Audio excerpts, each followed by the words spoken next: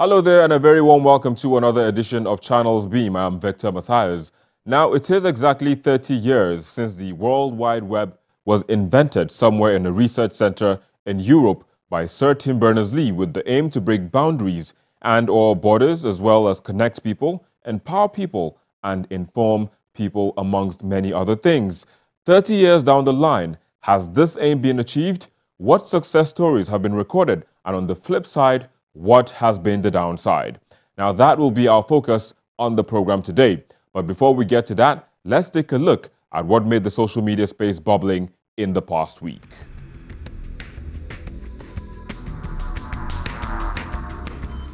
Nigerians rallied and prayed together after the news of building housing primary school children collapsed in the Itafaji area of Lagos Island.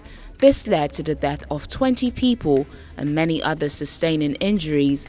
The three-story building, which was said to have been marked for demolition, also had a residential wing.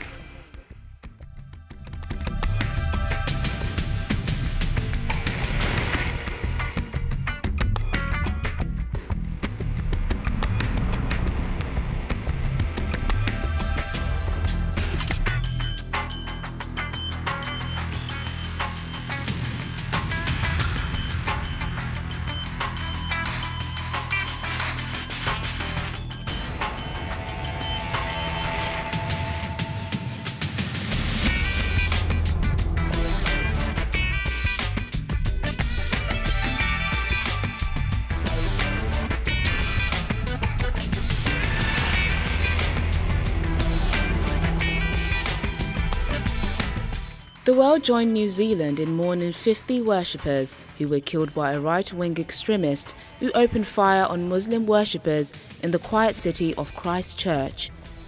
The attack, thought to be the deadliest against Muslims in the West in modern times, was immediately dubbed terrorism by Prime Minister Jacinda Ardern as she led a shocked nation on one of its darkest days.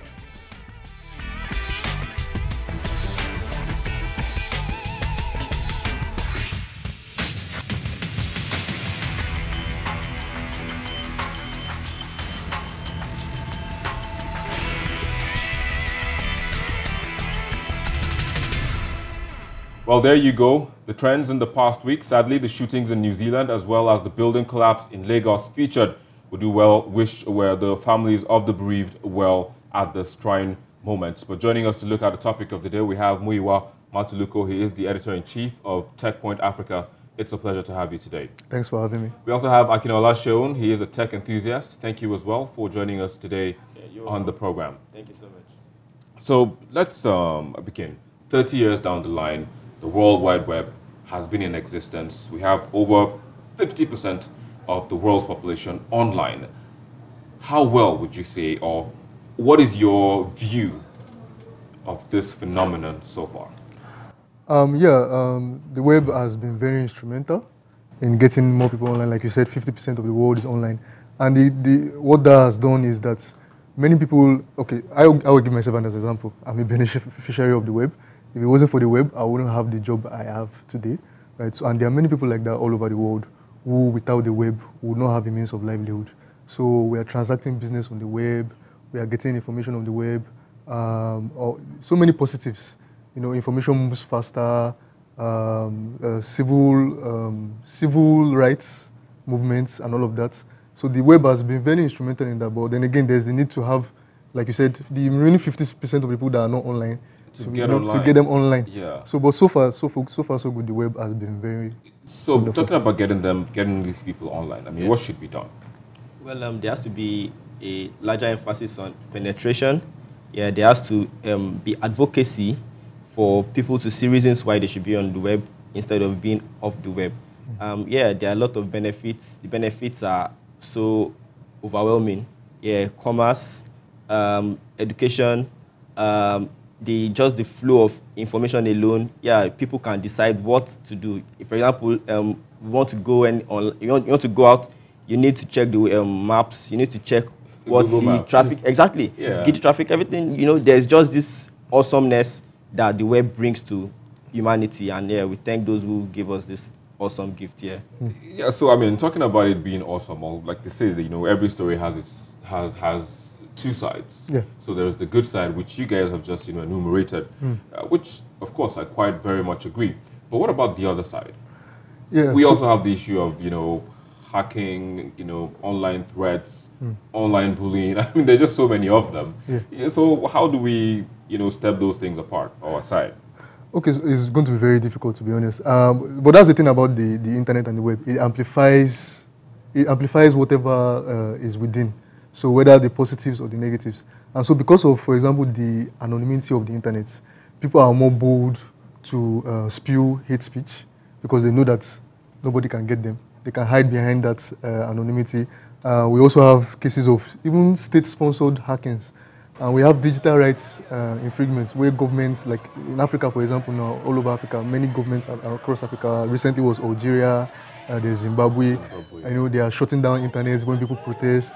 Or yeah, exactly. Or even in Zimbabwe, where they are taxed because social media has become so instrumental they're in taxing they're taxing people for using social media. And actually, it's they experienced. We had something similar in Nigeria, communication service tax. What happened to that? It never saw the light of day. I don't think so. So I think Nigerians actually talked so much about it and it was killed in the assembly. Yeah. And there's even a digital rights bill now that has been pushed to the president for assent, but he has not signed it till now. We're hoping he will sign it before the general elections. He didn't, and there were some fears, there were some scares about whether maybe they would want to maybe shut down the internet or infringe on our digital rights. But well, not much of that happened. So you talked about advocacy, Of course. So I mean, he's talking about this bill that is before the president that is yet to be signed. Yep. What are people doing? Is there any advocacy group ongoing? or any advocacy program ongoing to ensure or to pile pressure, on the president to see that he signs that bill? Well, there are, for example, there are some concerned individuals actually who we could say are very, very large on the influence aspect. Yeah, let's take aside the aspect of the telecoms and the e-commerce giants that maybe are doing well in our tech space and in our national space. Yeah, this kind of people WWW space. Yeah, of course. So these guys are actually going to be very, very particular about seeing this thing because it means a lot of things to them. It means they get more profit. It means they actually have more volume. It means they actually have more things to to go on with. So well, yeah, these are kind of the influences that we are going to see as the year rolls by because this actually is going to give a lot of credence to what we are experiencing right now. Yeah, there's going to be improvements in service delivery.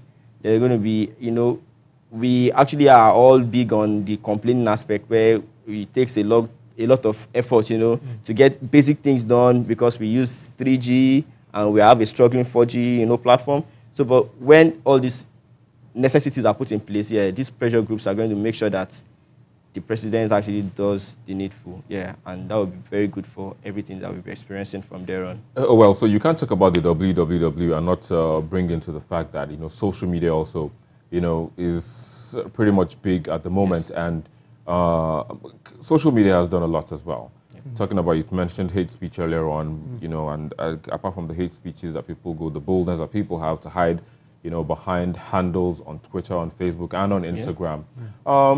People have gone viral at the same time. I mean, just recently we saw this little girl who talked about her enduring being flogged and, but I mean, so she went viral and today, look at where she is. So are we likely to see more of this in the coming years? Yeah, definitely. We are likely to see more of those cases. But my worry is that, again, just because there's this theory called the bystander effect, right? So because we are far away and we see all those things going on in social media, maybe we take part because I know a lot of people were contributing towards our school fees and all of that. Yeah. But that thing going viral is an indictment on our educational system. Oh, yeah. Right? So are we having the right conversations and asking the right questions like, okay, how bad has our educational system gone to the extent that kind of thing will happen? So is the WWW helping to solve those challenges, to ask those questions you're talking about? Yeah, I mean, it can help if we are more conscious about how we use social media, right? Yes. So as much as we are all putting effort behind, helping that girl, we should also drive conversations around, the holistic, like talking about, okay, what can we do about this? How can we have less just the same way we always have almost every week or every month, someone is doing a GoFundMe for health things so that they can go to India. Why can't we start having conversations around how we can improve our health system? Right? So amplifying those positive things as much as those negative things are coming through. Also trying to amplify the positive things so we can have the right kind of conversations that can now translate into real life. So for example, like the digital rights bill and all of that. We've seen examples all over the world, Africa, the Arab Spring, many of them. So we can actually drive, use the web to drive those positive conversations. So speaking of conversations, the issue of high prices for internet has also, been pointed as one of the reasons why you don't have a lot of people online. I mean, can conversations be driven as well on social media, online, to ensure that, the government forces or the government puts in place policies that will make internet service providers drive down the prices of internet? Well, there is this very strong aspect that the government has to look at, and that's a role of making internet access ubiquitous. Like, in fact, it should even be, so to say, a human right, to have access to information. Yeah, there's actually a lot the internet has really done. And a lot more it can do. Yeah, just as he has said, the internet is just, just like money. It depends in whose hand it is. Now, the internet can give us just these answers we've been craving for. Yeah, access to education, the sustainable development goals. Now, so getting the internet to work for our good, it should be something on the front burner of the government. Now, for the internet fees, internet rates actually are very high. Okay, in Africa, for example, there's this high rate and there's maybe little value for. But in the place, there's a recent poll in the UK where it was discovered that they actually spend a lot more in the UK and the US, which is actually very disappointing, but they get value for it. As to compare India, where the speed is awesome and the rates are actually very bearable. Now, for our tech giants here and our telco giants here, they should do a lot more. Yeah. What about the service providers, the other service providers? Well, the service provider, okay, now, it's a large spectrum of organizations doing this stuff that gives us the internet and that makes us, get online. Yeah, talk about the infrastructure, talk about the logistics involved, and then the people who serve it to us in bite size, such our telco, I don't want to mention names, but of course we do know them. So now they can actually do us the good of making this stuff, the internet can give us, the www, get access to areas where are hard to reach, because that would be a very big deciding factor if there will actually be development that we can really use in good time. Yeah, development takes time, but the internet is more like a catalyst. Yeah, and the internet has come. Yeah, we have influencers. We have people who would rather have other jobs, just at the comfort of their bedroom, are doing stuff and are making actual, progress. Yeah, they're making a kill. So now, what should be on the front burner of the government is to make this service available and for the right price. So actually, nobody actually is left out. But because now, if you can afford it, then you can use it. But it shouldn't be so. It should just be as accessible as air. Yeah, that's how it is. Accessible as air. Oh, that's a quote on Marvel, but Muiwa, I mean, so just in wrapping up, the World Wide Web about 30. There were the celebrations globally, but they came to Africa, and the man in question, the man who actually invented the World Wide Web, was in Nigeria. I mean, I'm wondering, why Nigeria? I mean, there are so many other African countries, but he chose Nigeria. Why?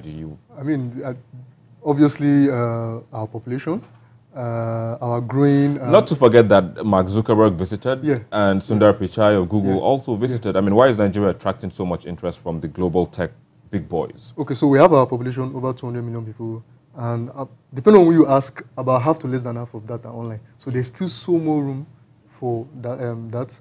And then we also have our thriving internet startup ecosystem, where people are, really building online businesses that are affecting lives, So I think for them, perhaps after India, because India has kind of mirrors what we have, but India has gotten to the point where, for example, like you was talking about, internet penetration is still a bit more compared to Nigeria. Like they are better off. So there's still that potential for Nigeria, a very huge potential for Nigeria as a whole. So I think that's what's attracting a lot of these people to come here and see what's going on. And, you know. Well, we hope apart from coming, they also invest in the infrastructure and the people, yes, some of them and the ecosystem as time goes by, as we march on to the next 30, 50, I mean, as long as we would live and, you know, witness and be a part of the technological space. But I have to say thank you for joining us on the program. Thanks for Editor-in-Chief of Tech.1 Africa, Muyiwa Matuluku, as well as Seun Akinola, a tech enthusiast. Thanks as well for joining us on the program. Well, that's what we know for now, but what we don't know is how well the space will affect people in the coming years. But we'll take a quick break, and when we return, we'll be bringing you the celebrations as the man who invented the internet, Sir Tim Berners-Lee, visited Nigeria. Please stay with us.